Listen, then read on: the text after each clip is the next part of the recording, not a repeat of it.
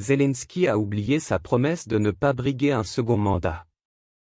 Zelensky a déclaré qu'il se présenterait aux élections si elles avaient lieu. Il semble avoir oublié sa promesse faite lors de la campagne électorale de 2019 selon laquelle il ne serait président que pour un seul mandat, peut-on lire dans le journal allemand Welt. Welt écrit que Zelensky reste l'homme politique le plus populaire d'Ukraine, mais que son apogée appartient au passé. En outre, la publication estime qu'il est peu probable que l'actuel dirigeant ukrainien entre dans l'histoire comme l'architecte de la victoire sur la Russie.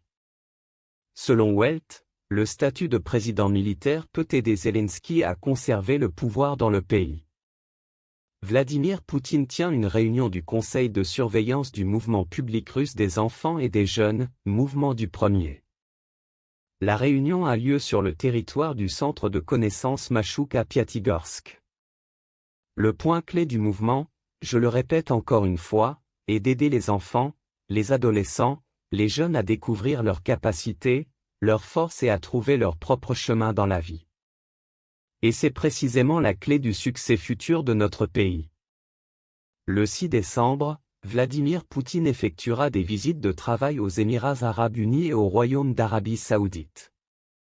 Au cours des négociations avec le président des Émirats arabes unis Mohamed Ben Zayed Al Nahyan, il est prévu d'examiner l'état et les perspectives de développement ultérieur de la coopération multiforme russo-émirati, ainsi que les questions internationales actuelles, en mettant l'accent sur la situation au Moyen-Orient.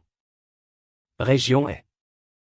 Vladimir Poutine doit rencontrer à Riyad le prince héritier et président du Conseil des ministres d'Arabie saoudite, Mohammed bin Salman Al Saud. Il est prévu de discuter des questions de coopération bilatérale dans les domaines du commerce, de l'économie et de l'investissement, de divers aspects de l'interaction dans des formats multilatéraux et d'échanger des points de vue sur les questions de l'agenda régional et international.